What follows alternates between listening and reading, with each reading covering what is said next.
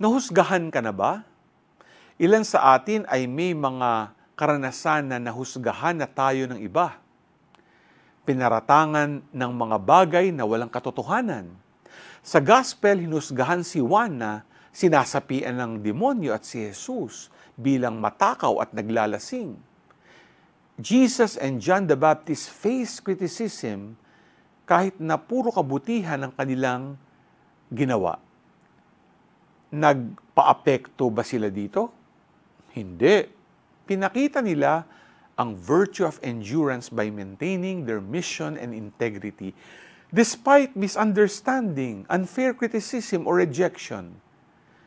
Kaya kung tayo man ay nakararanas ng maling pag-uusga, tuloy lang ang buhay. We need to endure all these hardships with the help and guidance of the Lord.